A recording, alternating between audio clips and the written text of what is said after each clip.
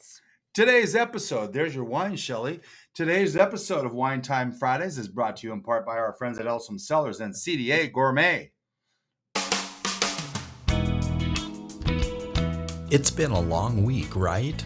Are you ready to wind down? Why not? It's time for the Wine Time Fridays podcast with Shelley and Phil. Neither are sommeliers, but both have a deep passion for life, each other, and of course, delicious wine. And now, here to talk about this week over a glass of wine is Shelley and Phil. It's wine time! Hello and welcome to another episode of Wine Time Fridays with Shelley and Phil. On this Friday, the last Friday, Shelley, of Not September. Again. What? The last Fridays. In September. The months are going by too I know they are. October and Christmas is coming. Well, we're getting into that. September 26th, episode 284. Happy Friday. It's wine time. Oh, yeah. So it is. And this is what people keep flocking back to this podcast because of this authenticity. It's the best. Okay. Well, so we have a reception wine. We kind of fell into it just a little bit. Did we? Yeah, and this actually coincides really, really well with this episode, which we've entitled a Wine Time Fridays Value episode. This is a 2023, and Shelley's going to pronounce it. It's a white Burgundy. It must be Macomb Village. Macomb Village. It's a Chardonnay. They call it a white Burgundy, and it's a $32 white Burgundy. Should we? We don't have to toast it because we kind of already did. Oh. This is the last of it, but I wanted to get your impression. Well, it's good.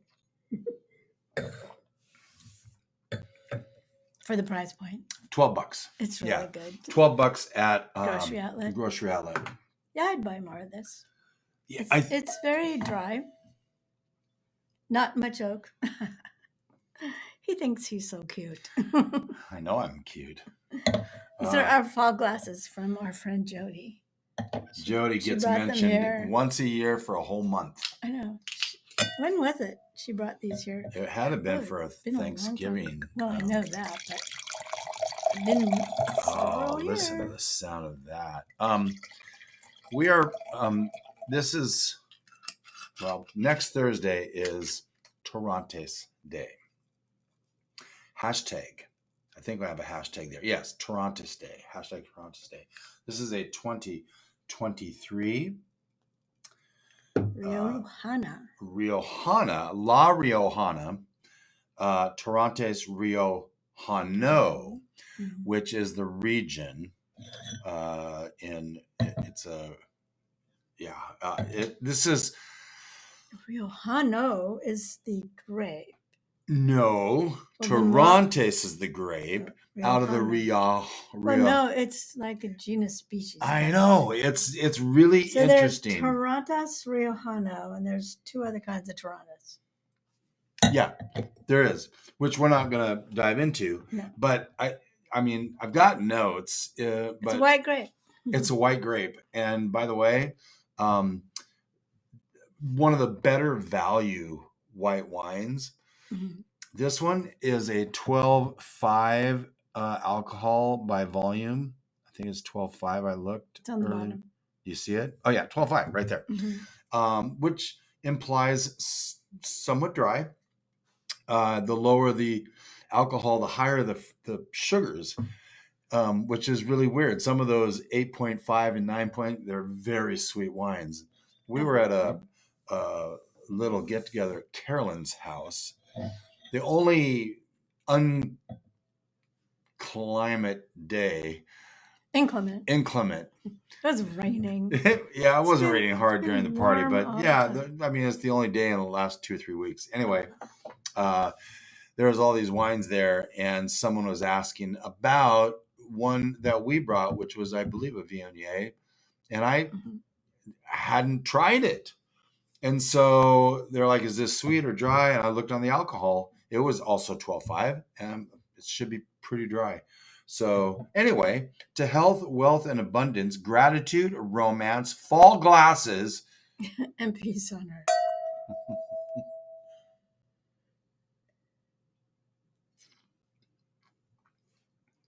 Pretty dry. Yeah, this is the Torrontés is supposed to have a very big nose, like in terms of bouquet. This thing is still delivering on my tongue. It's got some acidity. Yeah, this is really nice. You probably already know this because you comb through the show notes before you even listen. Maybe they don't. But this is a $10 wine at Pilgrim's Market. Yeah. And I realized I don't think we've ever featured a Torrontés before. Really? Yeah. We did a Torrontés for one of our lesser known libations Monday this past summer. But it wasn't this one. And I was a little surprised that it's not 100% because sometimes I forget to put those categories. This one's not 100%, or the other one? No, I'm not 100% sure that we haven't done a Torrontés. It seems really far-fetched that we haven't. So Torrontés comes from Argentina, Spain, and Portugal. Mm-hmm. And they're mostly Argentina, though, yeah? Mostly, I guess, yeah. And it's really, it has bright acidity and some floral notes. And some a tiny bit of peach. If you like, but it pairs well with Asian foods, like spicy Asian foods. Yeah. Because it cuts through that, right? Right, like green curry, Thai, and other Indian dishes. Would be good with ceviche and sushi. Some lighter cheeses. Like chicken. Baby cheeses? Baby cheeses. That is a light cheese. Bombell, isn't that it? And light chicken dishes, I would say, like if you put some chicken in a white sauce pasta. Yeah. Would be good with that. If you like, I think if you like Sauvignon Blanc, you would probably love this. Probably that's true. Yeah, Sauvignon Blanc's really kind of seeing a surge of popularity, which is really cool. I love Sauvignon Blanc, but I'm sorry, this is a $10 wine. Literally $10. Both these wines, when I said the Wine Time Fridays value episode, I was going to say $10 and under, but it was too long to put. I didn't want to go that many words. But this is the most expensive wine we're having today. And the value on this is really good. It is. I thought it was going to be red when I heard of Riojana or Rioja because it's a red word. Well, Rioja would be Tempranillo, right? But Rioja just sounds like red. It sure does. But it's white. Yeah. This is, I would highly recommend this. I'm not putting phenomenal, but I'm going right below that, practically perfect. Ah, nice. Yeah, this is such an easy drink, and they have. It's not even in the wine department at Pilgrim's. It's not. No, it's right around the corner as you head towards the deli. Because Kevin was saying, I think we have one, and because Sara wasn't there. Happy vacation, Sara. She's still on vacation. Amazing. That would be nice. But a vacation. Who says vacation? Vacation from Monk. Sharona. Sharona, she's going on vacation. I think it's vacation with Sounds a V, like but And there's your obligatory Monk reference for today. All right. We need a dump bucket. All right. When we come back, we're gonna bring out a red that this is just super interesting to me when we come back.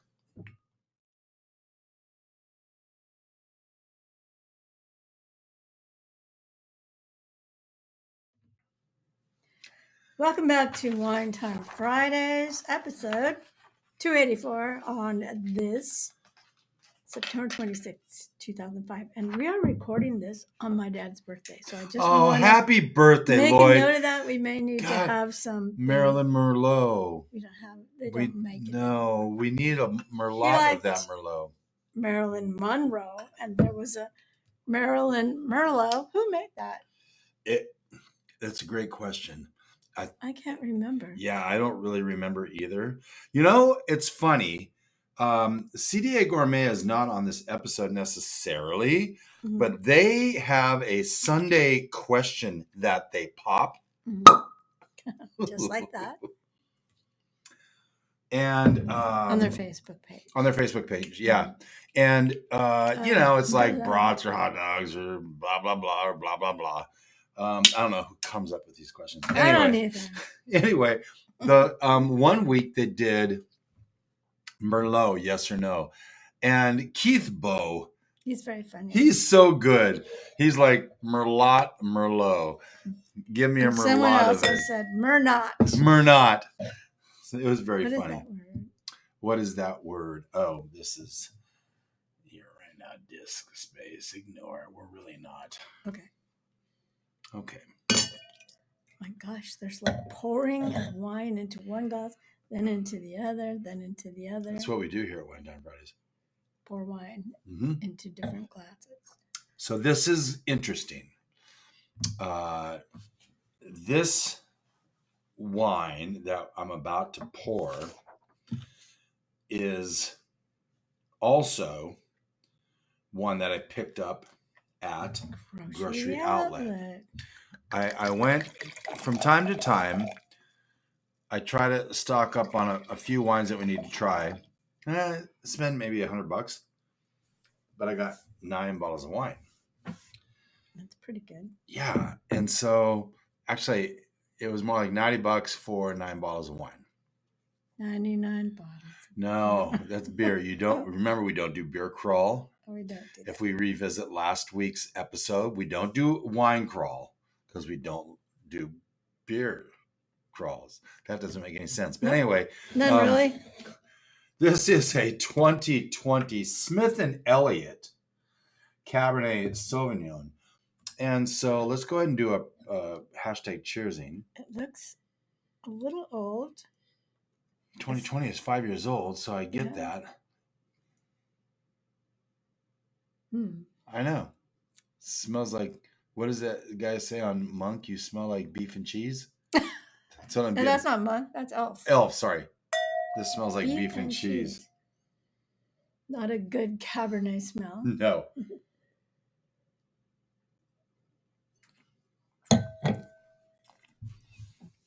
Well, not bad. This was a very... Doesn't really taste like a Cabernet. No. This seems incredibly over-extracted.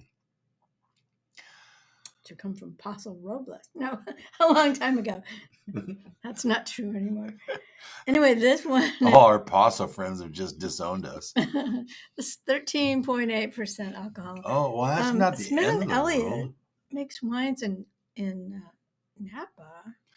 Yeah, they also have Alexander Valley, which is a lesser... it's more like a $20. I mean, this is not bad. You know, this is a $30 Napa Valley Cabernet Sauvignon that I purchased for $7. $7. I'm gonna wait a while before I say if we would buy it again. That's probably a good play. I'm thinking not. I was doing some research on both these wines, which today, this episode, it was a challenge. I couldn't find anything on that Torrontés. And this one, it kept going back to like a wholesaler, which was another Plata Wine Partners out of Napa. So we also have another one, which is called True Oak Cab from Oak Knoll. Okay, $40. I got that for $8. Oh, we haven't tasted that. No, we haven't tasted that. I was vacillating between the two. I also got a Clos d'Argentine Malbec, which we've had before. They continue to say it's a $44, $45 bottle of wine that we get for, I don't know, $8. And then I got a Tempranillo, which I'm really excited to try. The buy-in to try these is pretty low. That is true. I wouldn't recommend this one. That didn't take long. No, I'm getting like paint thinner.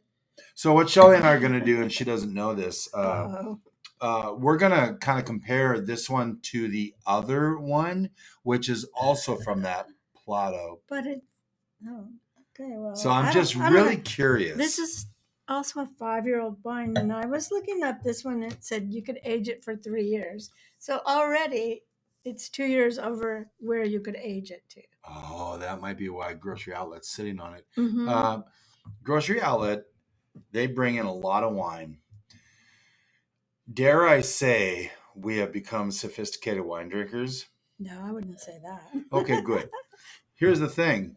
I picked this one specifically because we have got some really good Cabernet Sauvignons that we've had. Mm-hmm. Let's not compare them to this. No, it is.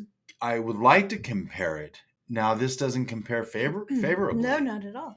And so that's really interesting. I think it's probably old. I think they probably made it to drink now, and it's 5 years old. And they sat on a bunch of cases. What did I say? The true. Don't give that to me. I'm not. I'm just moving it out of my way. The true oak cab from Oak Knoll. They had an entire pallet of that.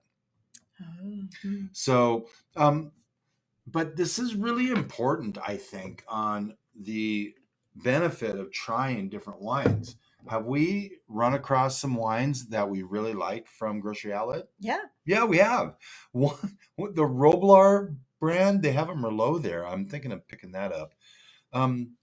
We're... Plus that Clos d'Argentine. The Clos d'Argentine was in a Malbec before. They have a cab, they have a red blend, they have a Malbec. The one we liked a long time. It was the Malbec. Yeah. Okay. And they have a Malbec Reserva, and then a Reserve Malbec is $3 more. Wow. But again, I do a little bit of testing on Vivino. Mm-hmm. When I go there, I see all the people coming in with their little phone and their apps and looking it up. Oh yeah, this one's good. It's really, it's a great tool. Mm-hmm. Again, not the end all be all, but it's a good tool to use as a guide or a reference. The app. Yeah, Vivino. That's what I use, or we use. Well, you don't really use it. And like we fell into a trap last week because sometimes Vivino doesn't properly recognize. So when I scan a label, I double check now to make sure it's actually the same. The same vintage, the same grape, and sometimes it's a completely different winery. You want the right winery and all of that stuff. We're going to take one more break. When we come back, we're going to do a little business, and we're going to, not quite 20 minutes, but we're pretty close tonight.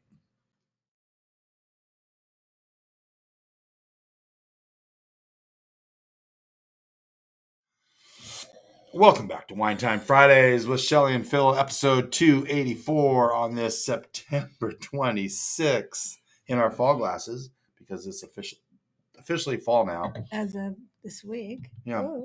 And we did the summer glasses recently just to hold on.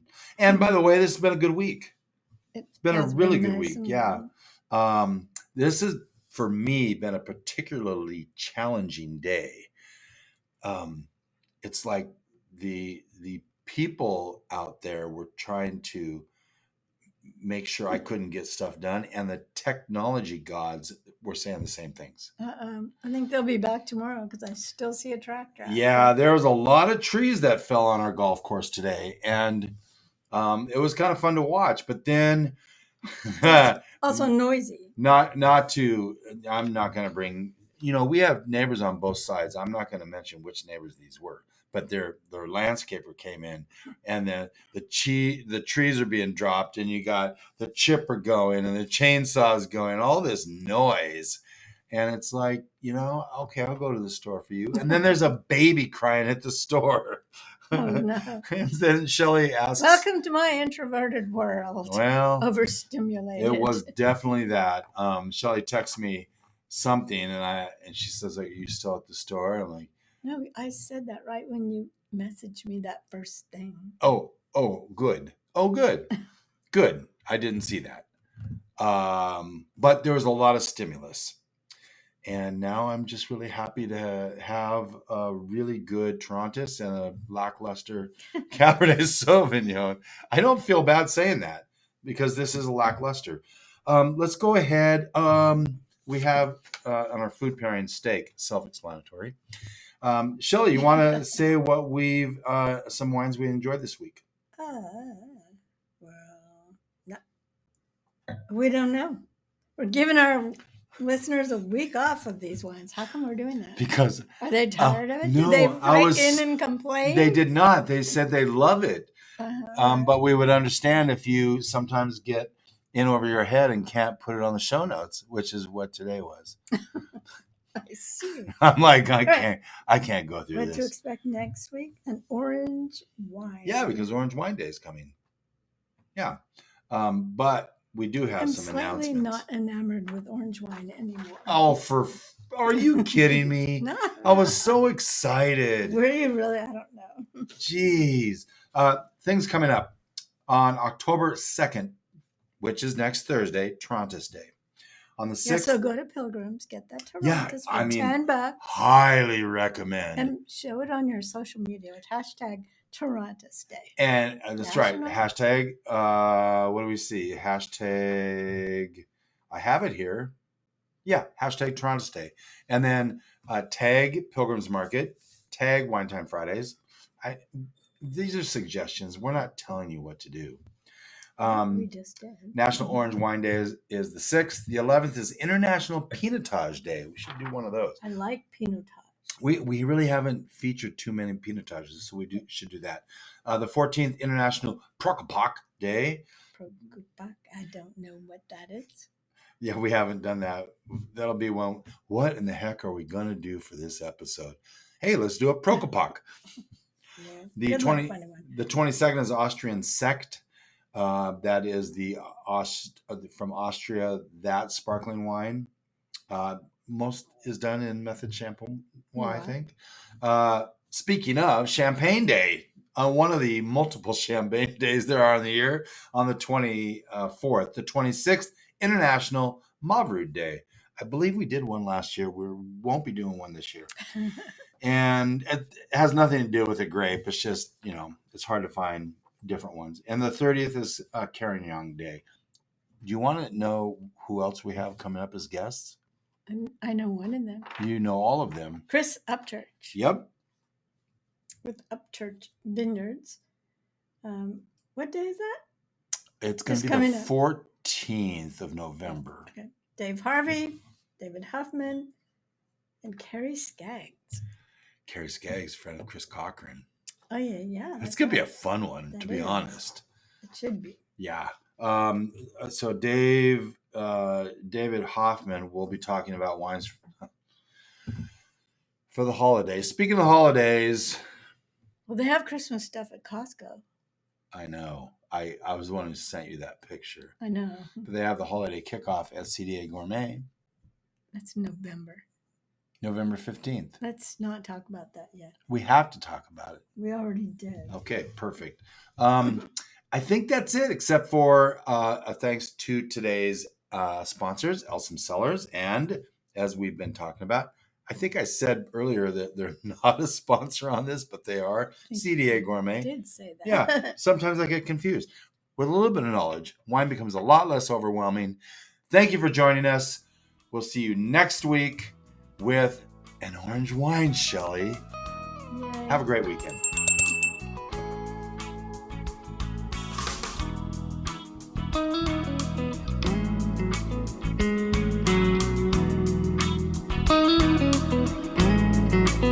Thank you for spending part of your day to wind down with Shelley and Phil.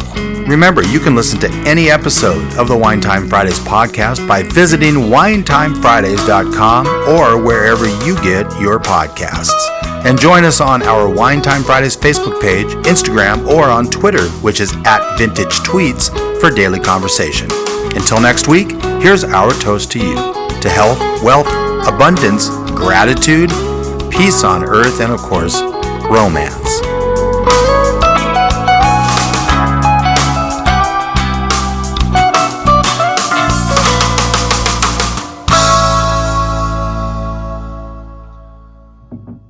You want to bring us back?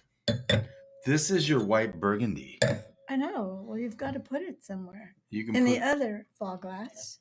No, this is not white Burgundy. That one's empty. So it could have the white Burgundy in it. We're doing a rinse pour Now you're all confused. with the red. I'm not confused. Oh, we're having those. Thank you. I see. Thank you. Unless you didn't want to use these, we can use the other. It's fine. Yeah,